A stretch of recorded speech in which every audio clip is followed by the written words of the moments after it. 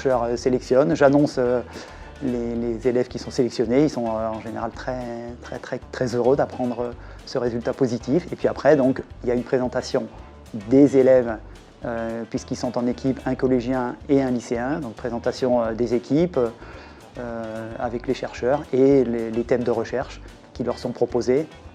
Et voilà, après ils sont répartis dans les labos et c'est pour une découverte.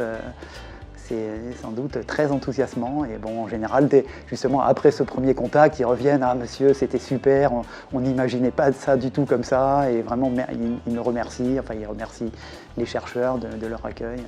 Et c'est voilà, pour eux en général, ils trouvent ce côté très chaleureux, très sympathique de la recherche, bon, et avec le sérieux aussi qui va. Ils découvrent justement un environnement dans lequel il y a des règles de sécurité à respecter. Tout ça, c'est très bien pour eux et c'est valorisant et voilà, c'est une grande et riche expérience pour eux. Nous, on a travaillé sur le VIH à travers Apprentis Chercheurs et on s'est posé la question de l'impact d'une protéine qui est présente dans ce virus qui s'appelle REV sur la réponse immunitaire. Dans un premier lieu, on a cherché à n'avoir que les cellules qui exprimaient cette protéine pour pouvoir mieux étudier en profondeur ensuite l'impact que cette protéine elle allait avoir lorsqu'elle était intégrée dans l'ADN viral. On a fait plein de TP entre guillemets, enfin plein d'expériences. Donc on a fait un gel de saccharose, un test en gouttes, un DNA spinning, un Western blot et plein de petits trucs sur les côtés. Genre on a décongelé des cultures, on a mis des cultures en incubation. On prend des cellules qui ont été explosées pour prendre une protéine et cette protéine on l'a fait migrer dans un gel. Et comme toutes les protéines ne vont pas se déplacer au même endroit à la même vitesse, ce qui permet de... Après, on le place sur un autre gel et ça va nous permettre de voir toutes les protéines et ainsi de repérer quelle protéine il y a. Et les protéines, elles migrent parce que les protéines, c'est chargé négativement et on va mettre un courant électrique positif, donc elles vont être attirées par le courant positif.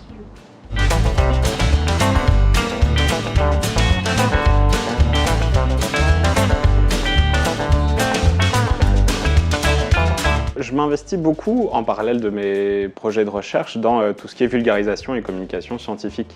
Ça a commencé il y a quelques années quand j'avais fait le projet iGEM pendant mon master. Et je continue ça, rien que hier soir, j'ai animé un événement qu'on appelle le PhD Pub, où c'est un groupe de doctorants qui se réunissent dans un bar autour d'une ou deux pintes de bière. Et on parle de nos projets de thèse respectifs, mais vu que c'est face à un public très diversifié, il faut savoir vulgariser et un peu simplifier ce qu'on fait pour que tout le monde puisse comprendre. Je voulais faire ce projet-là parce que moi-même j'avais effectué un projet un peu similaire quand j'étais au lycée et je voulais voir ce que ça faisait de l'autre côté et je voulais un peu m'introduire aux interactions dans un cadre scientifique avec les jeunes, les adolescents pour voir si j'arrivais toujours à vulgariser, à communiquer la science comme je le voulais avec ces personnes-là qui sont à un niveau d'éducation avant le bac et du coup peut-être un peu moins informés que si jamais je faisais la même chose avec des personnes qui sont en licence ou en master. On a pu vraiment être immergé dans le laboratoire, comprendre un peu plus comment ça fonctionne, la recherche, etc. Parce qu'en général, on fait les sciences en cours au collège ou au lycée, mais on ne sait pas trop comment ça se passe dans le monde du travail, tout ça. Et donc on a pu pendant ce projet vraiment manipuler et faire des expériences un peu plus concrètes, quoi. Cette expérience, du coup, elle nous a permis déjà de rentrer dans le monde de la recherche, comprendre un peu comment tout fonctionne. En fait, c'est comme une grosse ruche. Tout le monde a son petit travail et tout le monde fait des choses. Et en fait, la globalité fait que ça donne un résultat. Mais du coup, ça nous a permis vraiment de nous investir et de vraiment comprendre comment fonctionnent les choses. Et c'était sympa.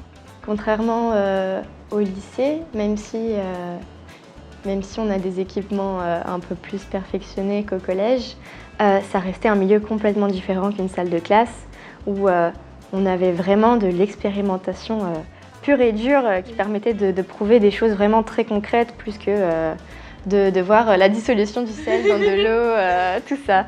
Donc c'était vraiment très intéressant. Toute l'équipe de recherche était vraiment très très accueillante et on a appris pas mal de choses. Ça m'a permis de voir des choses que j'avais complètement oubliées.